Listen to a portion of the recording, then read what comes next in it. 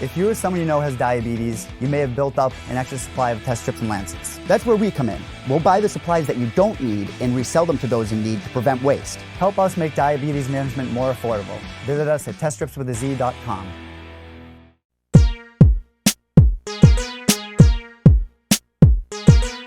All right, we have Gilbert Burns on the show. He has been on an absolute tear, 4 wins in a row. He just competed last weekend on short notice against Gunnar Nelson, gets the unanimous decision win at UFC Copenhagen, and now look at him. He wants to fight absolutely everybody. He is a maniac right now, and I love it. How are you, Gilbert?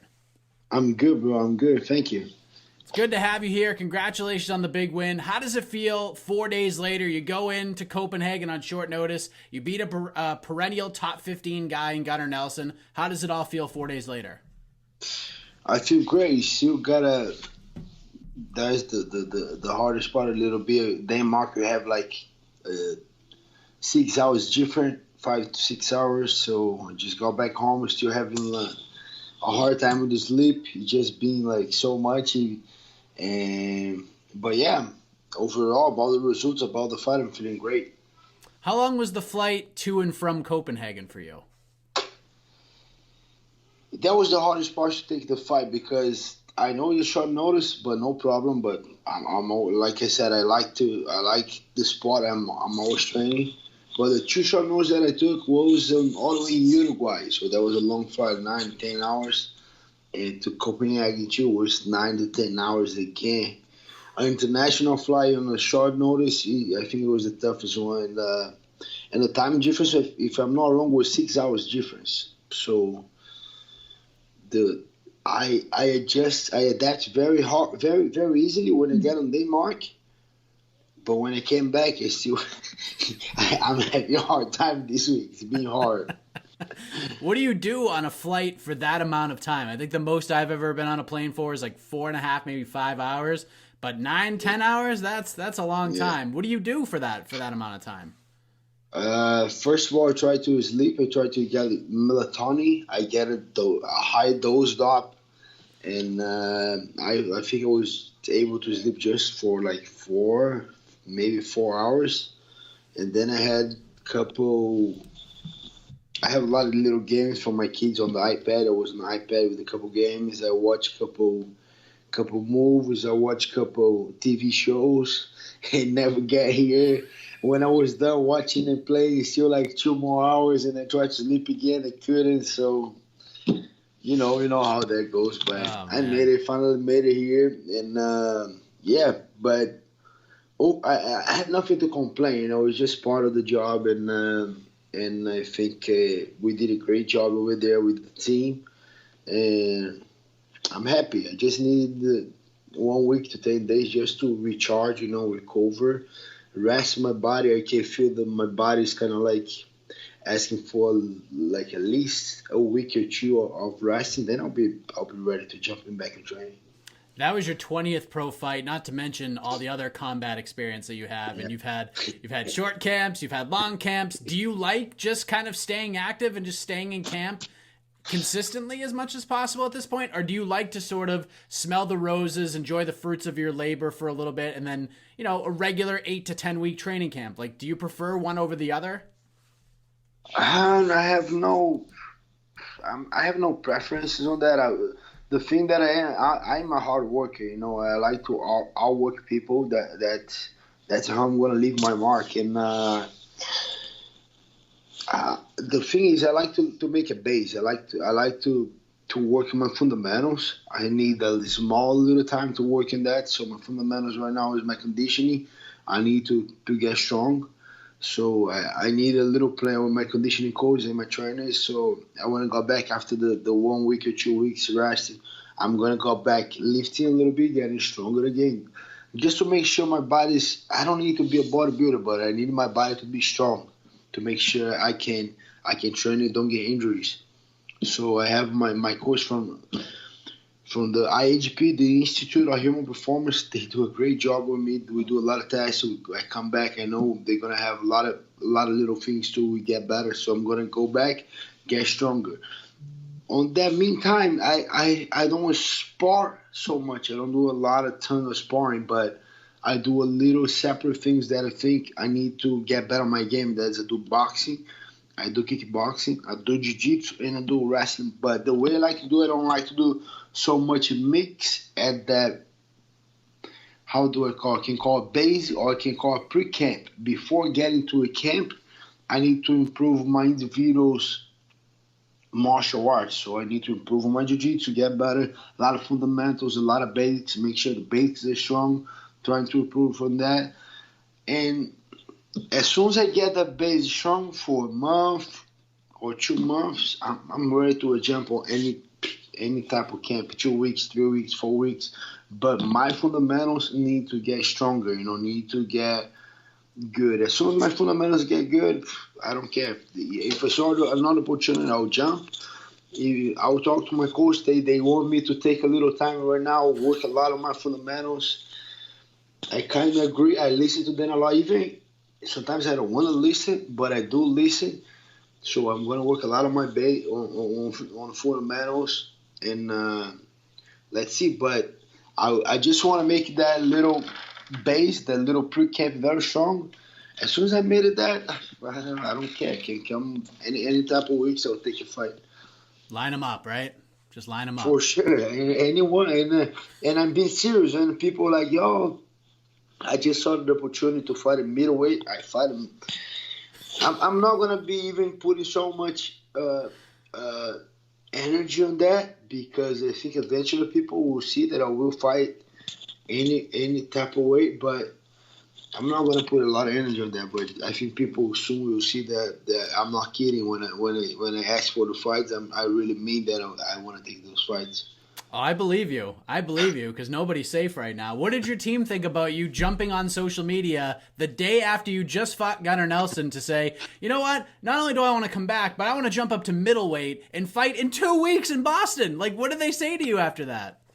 They get crazy, but they love me because they know I'm a real fighter. I don't need to be like, talking about it like a pretending. I'm just real as it can get. So soon they will see. They will see. I know the opportunity is going to show up. What happened is a lot of guys going crazy on training camps.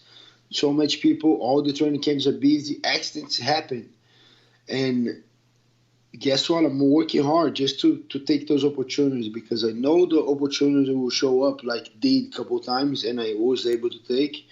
What I'm going to do is just going to work, go back on my base, go back on the training. And if the opportunity shows up, I don't care. I can take it. Still can make it lightweight. I don't want you, but I can make it lightweight. If a great opportunity shows up at lightweight, I'm going to make the weight. If not, welterweight or middleweight, you see. You guys will see. You're so fired up right now. I love this. Were you bummed when you found out that Kevin Holland got that opportunity? Like, was that ever presented to you after you went on Twitter about jumping up and fighting Brendan Allen in middleweight in Boston? Did anyone reach out to you and say, do you really want this fight? Because if you do, maybe we'll put you in there. Not yet. I don't think they believe it, but I'm just going to keep putting in work until they believe it. They say, yeah, that guy's for real. If anytime the phone rings, guess what? I will take the call and say, yeah, I won the fight. Be serious. And eventually I'll take a couple more fights. But it is what it is. So I'm not even, that don't even bother me. But I'm just want to let them know, hey, I'm here. If you really need a guy, just try to give him a call and then you'll see. Did the fight with Gunnar Nelson go the way you expected it to go? Did anything surprise you at all in that fight? Or is it pretty much the way you and your team sort of mapped it out and it went pretty much as expected? I expected a win. I know the short notice is hard to kind of pick and choose how I'm going to fight. A lot of things. The things happen too quick. I take the fight. Next day, I need to do the medicals, and I need to see, the coach traveling. What coach has the availability to go with me. A lot of so much things that I was planning on the fight. I was planning on the win. I thought we are gonna grapple a lot more, and I thought I'll be able to push more the pace on a stand up. But as the fight was going, I need to let it flow a little bit. I even when I do my strategies, I don't do, okay, I'm going to put pressure, I'm going to go crazy. No, I need to let it flow. As soon as I get on my flow, then from there, I make a lot of decisions, you know. But I expected a win. I won, but if you ask me how I felt it go down, I thought we'd do a lot of more grappling, but he's a great karate style. He has a great stance. I think I was able to shut him up on a couple opportunities. First round, I was looking for a takedown and ended up on bottom, but I didn't let he advance on any position. As soon as he got on top, I think he got a little frustrated on that. I could feel a little bit that he, like, wow, that guy. Because what happened is with my jiu-jitsu, I have so much experience being bottom and on top, and but people don't see so much me playing guard, like being on bottom. I don't. Be honest, that's not my favorite position. But if I do get taken down, I'm able to work a lot of things from the bottom, a lot of things. But it's not my favorite position. If I get a little elbow, I can get a cut and fight might be done. So, but I have a lot of work on the bottom.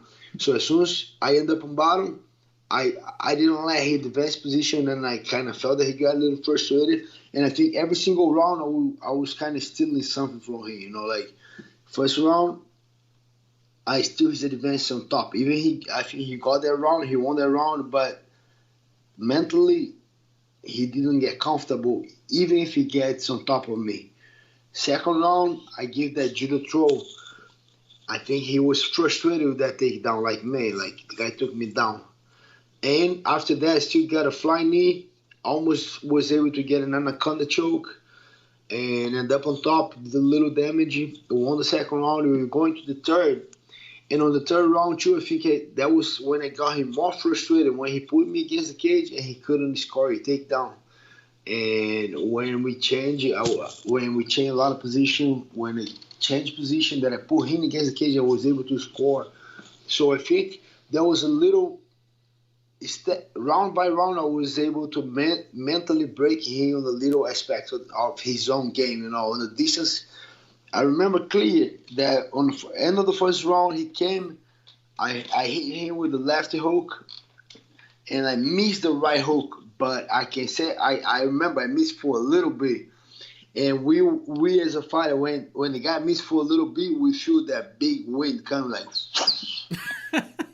And then I could see on his eyes, as soon as that wind came, I stole a little bit of his confidence on the stand-up too. It's like, oh, that guy hits hard, so I got to worry about it. So I think I did a lot of little things that mentally I was kind of breaking him a little bit, took a little bit of his confidence on each area of his game. And I'm happy with that, you know, that I was able to shut a guy that was high ranking for a long time in the UFC, very well known, and I'm happy with that. You know, like I'm not even talking about rankings, about UFC, but personally, to be able to get a fight in 2 weeks' notice and shut the guy that is highly ranked for a long time in the UFC, that means a lot to me. You know, like I'm very happy with this, being able to share his own game on just coming up with that division right now and doing a lot of things. I'm happy with that. So now it's back-to-back wins at 170. You're looking good. That smile is pretty contagious right now.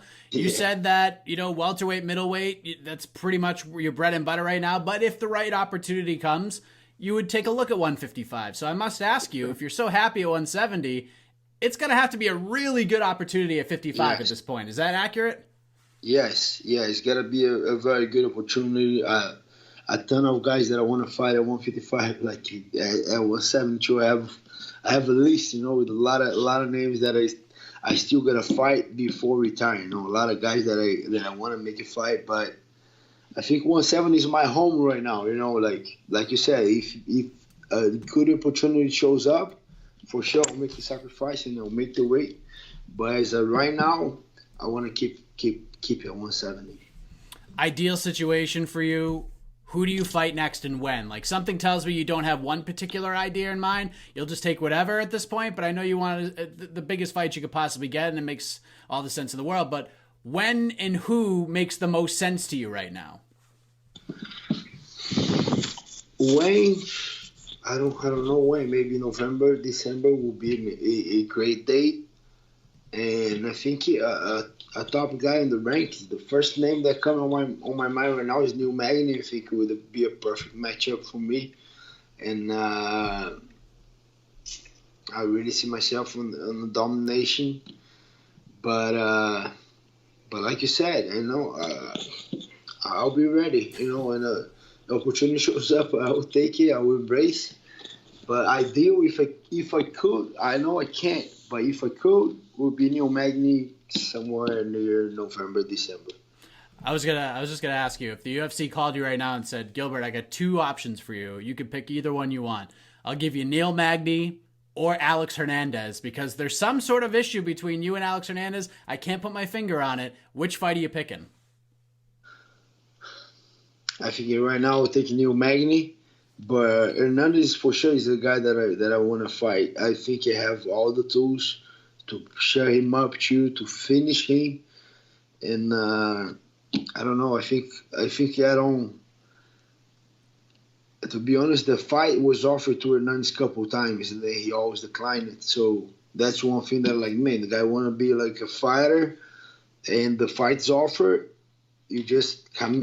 I don't know, but I mean, you just take the contract and sign it. But I know he didn't sign a couple times. That's why I was paced with him. But I think right now, 170, I would have a lot of advantage. No weight cut, very strong, like making my name, making my mark. But Hernandez is one fight that will make the sacrifice to go down as well. I like you at 170, although I'd like to see that fight at 55. Yeah. Before I let you go, we got a couple more questions. How's your brother doing? I know he had a great fight on the Contender Series. He's getting ready to make his debut. Any discussions on when that might happen at this point? What I heard from Sean Schauber is that they have all booked up from this year. We're working on something for him on January or February next year. And he's working hard. He's just like me. He's working with my guys from Institute of Human Performance. He's getting very strong, getting better every single time. Working hard knocks with Coach Henry and every single one of the guys. And yeah, I hope he can get an opportunity soon as well. I'm excited to see my brother going there and put a great performance. And I just thought right now, you just said it, just remember another fight that really I have a very big interest in is I saw Ben Askren fighting Demian Maia.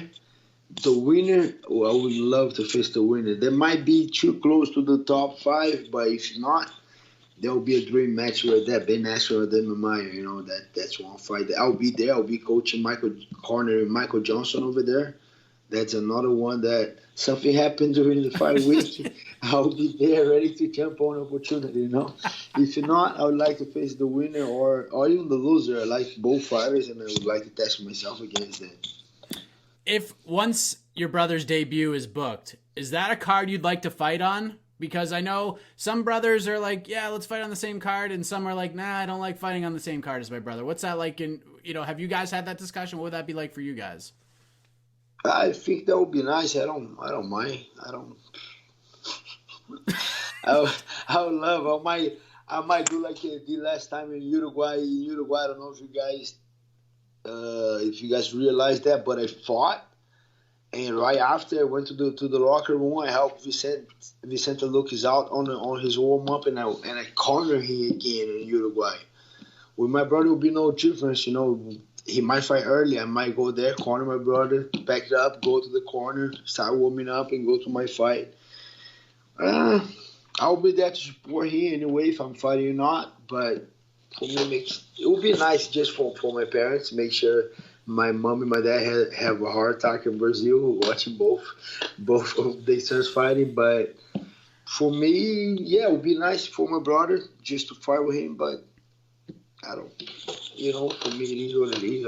I'll be happy anyway. Yeah, it's just sign your name and you're ready to go no matter what it is at this point. I am loving this, Gilbert Burns. 170 Gilbert Burns is like my new favorite fighter right now. This is tremendous. Right. I appreciate you jumping on. Congratulations on the big win. Before we let you go, man, I'm going to give you the floor to let everyone know where to find and follow you on the web, social media, any shout outs, anything else you want to get off your chest. The floor is yours, sir. Yeah, thank you. So shout out to all my fans, every single one that supported me.